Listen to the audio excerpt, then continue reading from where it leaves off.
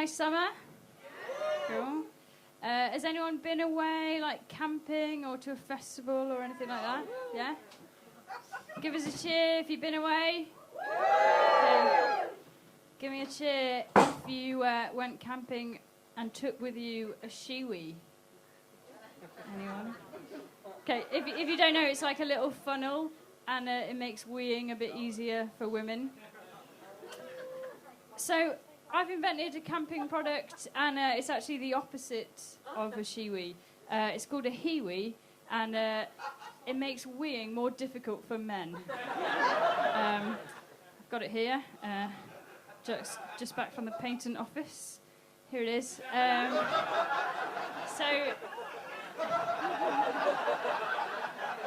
Thanks. So if you want to go camping with your partner, maybe on the bank holiday weekend, talk to me. I'll sort you out with this. It's just like an alternative way to, level the playing field if you don't have a shiwi. So most people love the summer, don't they? But there's a couple of groups of people that find it hard, and one of them is the Eskimo Muslims, right? Got any Eskimo Muslims in tonight? No, it is quite far to come, fair enough. So the Eskimo Muslims, they have a hard time, especially in Ramadan, because whoever came up with the Ramadan rules, about the fasting, they didn't just go, oh, should we fast from like 8 a.m. to 8 p.m.? No, they probably didn't have a watch. They're like, we'll just fast when the sun's out, which is fine if you live in the Middle East, right? But it's not so fine if you live where the sun never sets. I feel so bad for them. Like, just imagine them with all their food out, ready to go. Like, like the polar bear tagine is bubbling away, and they're watching the horizon, and the sun's setting, and they're like, it's setting. It's like 11:59 p.m. Let's eat. Oh no, Mohammed, it's rising. Stop eating. Imagine that every day for a month. That's quite hard. The other group of people that find the summer difficult is parents. We got any parents in? Yeah. I feel your pain, right? I've got a 4-year-old. He's starting school in September. But he's really excited about school, right? Which is lovely. The school he's going to go to, they do loads of nice things. Like every year, they have Pirate Day, and they teach all the lessons through like piratey things, right? So the kids come in the morning. The classroom is transformed with Somalian flags. They take 2 affluent white kids, lock them in a gym cupboard. The other kids black up. And then begins literacy. They start writing their ransom notes to the parents. And then there's all the business skills, the back and forth negotiation. Are they going to pay up? Do we need to send an ear? That kind of thing.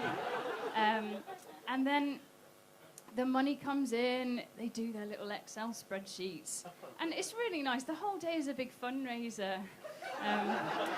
Last year, they raised £300,000, and it all went to children in need. So that's nice, isn't it? I wish they did fun things like that when I was at school. I didn't get on that well at school. I actually tried to murder my teacher in primary school, so I'll tell that story.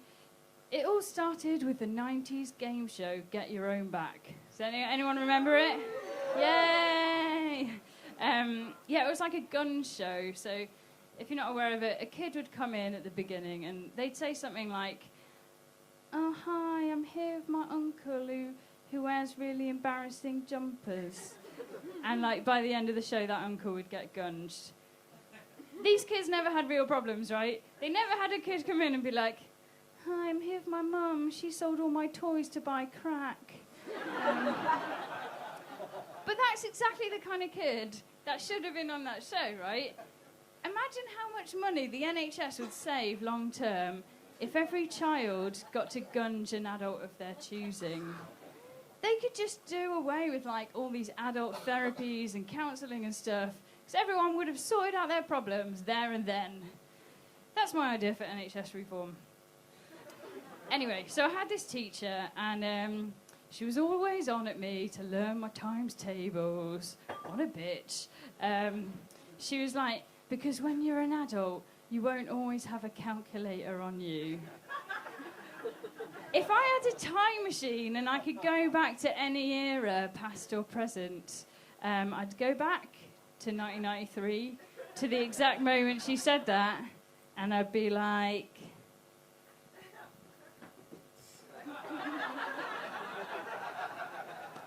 and then I'd come back here again. So yeah, I asked her, I said, Mrs. Burgess, will you go on Get Your Own back with me? And she said no. Now, I didn't know you could say no. Did you know that? Because, like, that kind of ruins the whole premise of the show, doesn't it? Like, it's not revenge if the person's consenting. So anyway, she said no, so I was like, well, I have to just think of my own idea. So what she used to do, she used to read out our work exactly how we'd written it, just to sort of humiliate us and prove a point. So, like, if we didn't put a full stop, she wouldn't take a breath. And I was like, I've got you. I wrote a long story of no punctuation in whatsoever in the hope she would die reading it. Yeah. Unfortunately, she didn't die, but she was quite old then, so she probably is dead now, and I take comfort in that. You've been a super nice audience tonight. It's been lovely. It's definitely not the worst gig I ever did. The worst gig I ever did was when everyone thought I was a massive racist. So I'll just tell that story to end. By the way, this is 100% true. And I'm not a racist, by the way. Like, I would never tell a racist joke. But there's some jokes that you might not realise are just, like, subtly a little bit racist. Like this one. Have you heard this one? Why did the baker have brown hands? Anyone know that one? He needed poo. Because he needed a poo, get it? Needed, and he was a baker. Yeah. But have you ever thought about this? Why shouldn't the baker have brown hands? Like, why are you assuming he's a white guy? Why are you even assuming he's a guy? See? So I've been thinking about this joke for a number of years, and then I went to do this gig, and it was in a church fete. Because that is the level of comedian I am. So the compere came up. Bear in mind, this wasn't a real compere. Not like Freddie, it was just a guy from the church. And he said, as all good compares say, I don't know any jokes apart from this one. Why does the baker have brown hands? And I was like, this is my chance. This is my opportunity to, like, speak out against racism and also be hilarious.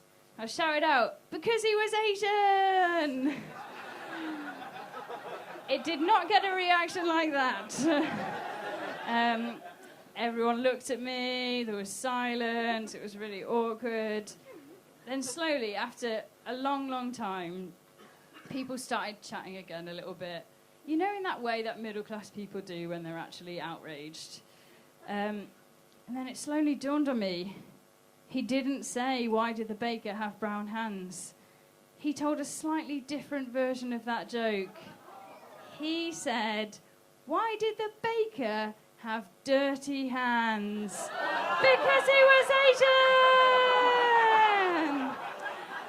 Thank you very much. I've been Hannah Jones.